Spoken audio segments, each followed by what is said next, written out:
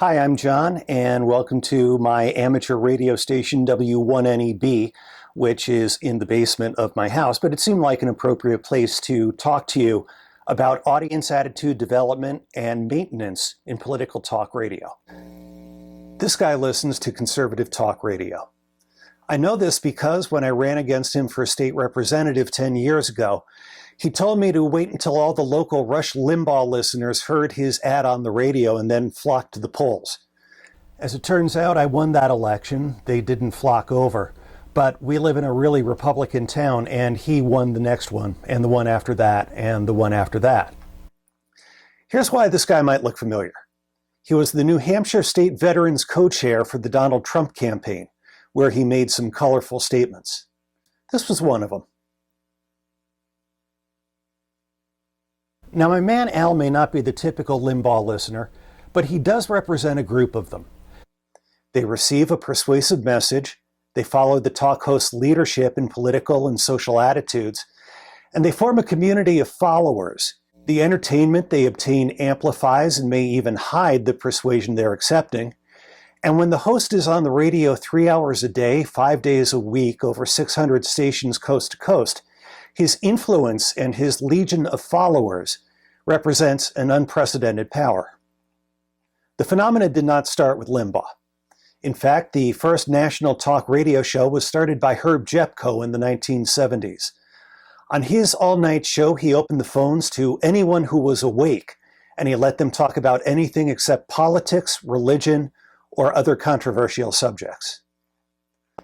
Jepko's audience reached into the millions. They were mostly older people, and the appeal of his show was relief from loneliness and isolation. Listeners formed a relationship with the host and a connection to other listeners. They subscribed to the show's own magazine. They organized listener fan clubs in their own hometowns, and thousands of them flocked to national conventions. Fast forward a couple of decades to Rush Limbaugh, or as he calls himself lately, El Rushbo. Where Jepko created national call-in talk radio, Limbaugh is today's leading practitioner, as judged by audience size, revenues, and influence beyond the program. His show is dramatically different from Jepko's, but there are many commonalities. Listeners form connections with the host, join organized communities or clubs, and buy products the host creates, sells, or endorses. And just as importantly, there is reported to be a Limbaugh effect, through which the host shapes political and cultural attitudes up to and including how listeners vote in elections. That power of persuasion and its reach into political life makes understanding its foundations important. This study was designed to explore how listener groups form and how the host defines and manages norms of attitude and behaviors in these groups. It was developed as directed content analysis based on prior research and listenership of talk radio, existing talk radio literature, and research into the psychology of groups. It contained both quantitative and qualitative elements and is based on theoretical foundations that include the theory of media uses and gratifications, which suggests that media is a source of influence which varies according to why the audience chooses to use it. As examples, the content of a program may alleviate social isolation, and it can become a rallying point for people with the same needs. Political talk radio audiences have been shown to choose shows that express attitudes they agree with in accordance with Kahneman and Tversky's confirmation bias. In conservative talk radio, this frequently reflects discomfort with progressive politics. As Jepko showed, an audience can see itself as a unified group with mutual interests and goals. These groups become a source of social identification for members who, as a result, perceive motivation to promote and defend them. In political talk radio, the groups tend to be based on opposition to and threat from people with different political beliefs. The uses and gratifications theory also suggests the development of parasocial interaction between audiences and media personalities, through which listeners feel connection to personalities whom they perceive as attractive, similar, or sympathetic. The host is effectively the focal point of the group. Group identity theory also notes that groups tend to have norms of conduct. In the case of political talk radio, these are norms of attitude and belief.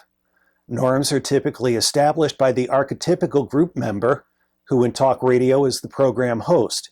These are expressed by the topics the host raises, the comments he makes, and his responses to callers who discuss them. Social learning theory suggests that listeners can learn group norms by observing the conduct of others, such as the host and the listeners who call in. They will be likely to emulate observed behaviors that result in success for others whom they perceive are similar to themselves, and they will refrain from behaviors that they have witnessed resulting in sanctions of similar others. Entertainment education suggests that people can be influenced by messages placed in entertainment content as opposed to in obvious arguments. With its persuasive intent concealed, entertainment education is thought to avoid the resistance that typically accrues toward obvious efforts to persuade or change behaviors. Thus, the less persuasive a message is thought to be, the more receptive the audience becomes. So here are the hypotheses. First, as predicted by group identity theory, hosts deliver messages that reinforce the audience as in-group members who are threatened by a rival outgroup. Second, as predicted by group identity theory, hosts communicate norms of attitude and action that must be followed in order to maintain group membership. Third, as predicted by parasocial relationship theory, hosts simplify complex information for audience members, and as suggested by group identity theory, these simplified messages are constructed to reinforce group attitudes and norms. And fourth, as predicted by social learning theory, hosts reinforce adherence to group norms and punish deviance from standards of behavior or belief. Here's how I went about testing this. First, I gathered transcripts and recordings of the Rush Limbaugh Show and identified hypotheses based on listenership and previous literature exploring talk radio. Then I developed codes that related these passages to the different hypotheses and validated these codes on a random sample of transcripts not from the experimental group. Then I revised the codes to obtain 100% coding, meaning that every item in the transcripts was allocated to one code or another.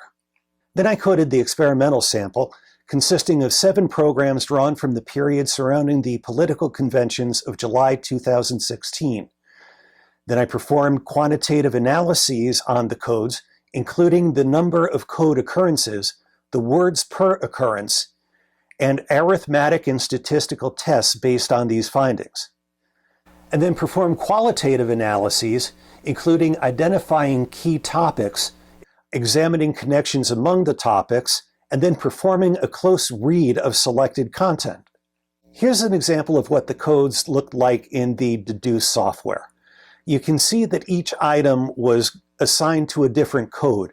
Things like caller and rush were listed as transcript artifacts, meaning things that were necessary for the transcription process, but didn't actually relate to the content of the experiment.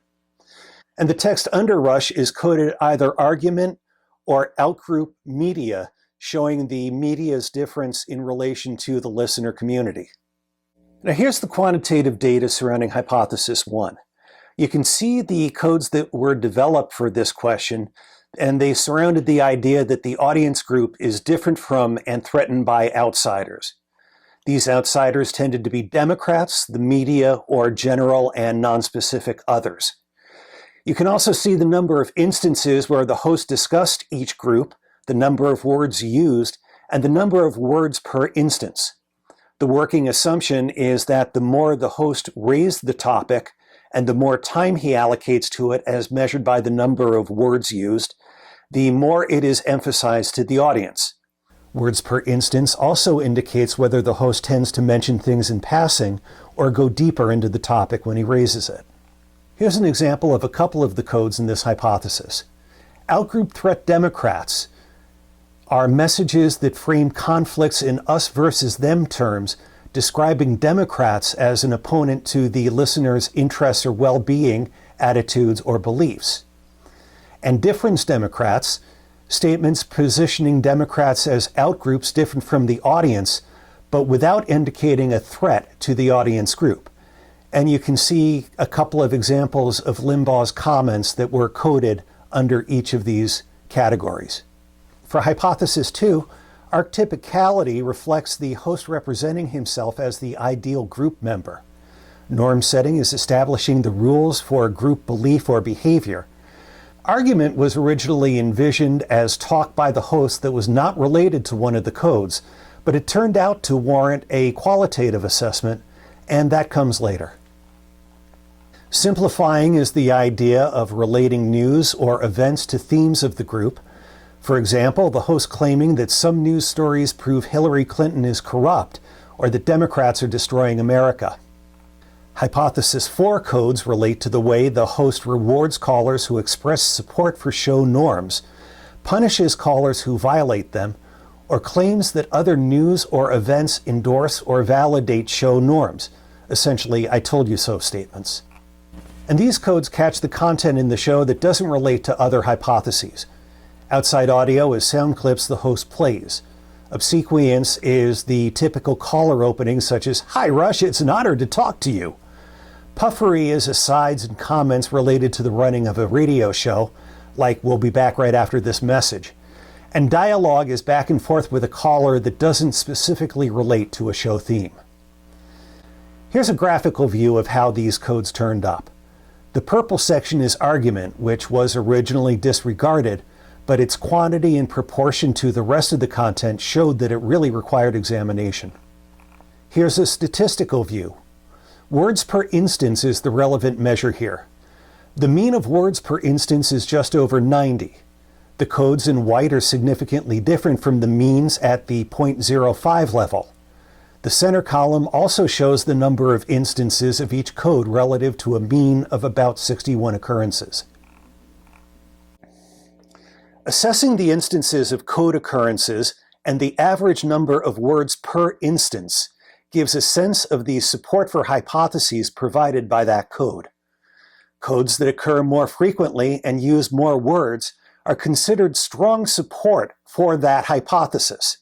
Codes that occur less frequently or with fewer words provide weak support. Codes with very few occurrences or words provide no support, and so on. We can assign a numeric value to each of these levels and then use that in an arithmetic analysis of support for the hypothesis.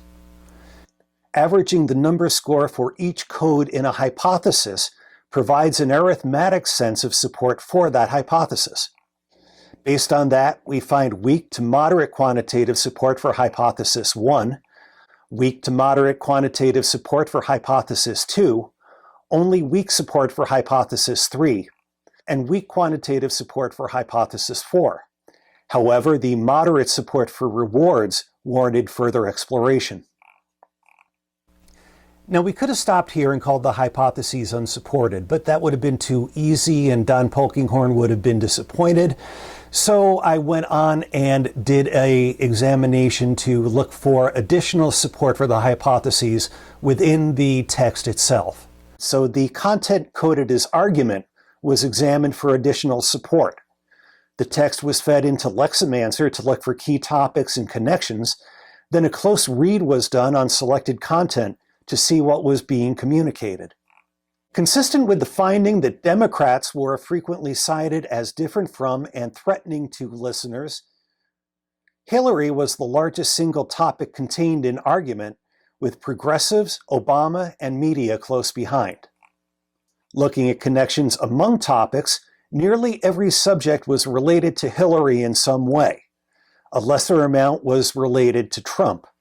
This might be expected because the data was generated during the presidential conventions, but it strongly suggests that a close examination to determine the affect of these discussions was warranted.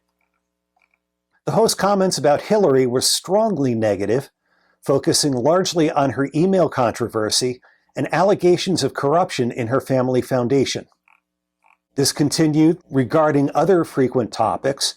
Limbaugh is clearly negative toward these specific topics, but we can also sense that the Limbaugh show as a whole is predominantly negative. He spends more time tearing down things he doesn't like than building up things that he does like. Close reading also found instances of argument content likely to elicit transportation into the narrative, name-calling, commiseration, and in-jokes that appealed to audience members who are familiar with the codes and attitudes of the listener group. Altogether, these findings suggested that the program was engaging and entertaining to audiences, increasing the likelihood that listeners learn and reinforce attitudes reflected in these messages. Finally, a close read also demonstrated the way the host uses praise to reinforce program attitudes, and in some cases even sending gifts to listeners. Social learning theory suggests that listeners at home hear these comments and learn that they should say the same things as the caller. These qualitative findings augment the quantitative measures.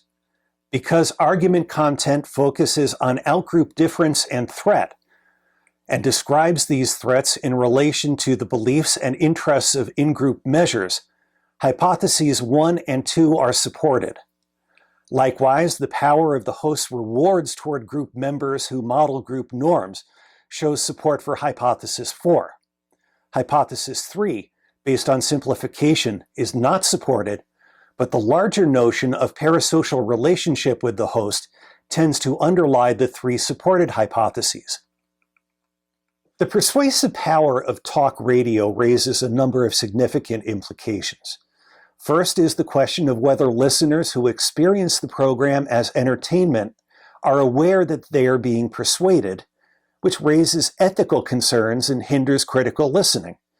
It's hard to challenge persuasive messages when you don't know you're being persuaded.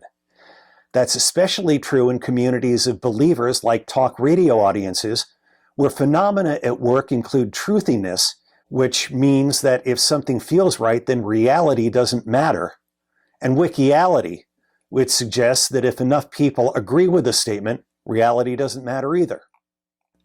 Limitations include generalizability. This study explored one talk show over one 6-week window, so it's unclear how well these findings would be replicated in a different show or a different period. The study also assumes a Limbaugh effect, meaning that listeners act on the host's messages. This has been suggested in the literature and is pretty well accepted, although some studies have failed to support it. Future research could test whether specific messages support in specific action. Finally, this study follows previous literature which hypothesized gratifications obtained by listeners, but these have not been studied through investigations involving the listeners themselves. Additional future research. It's likely that listeners think hosts say what they believe.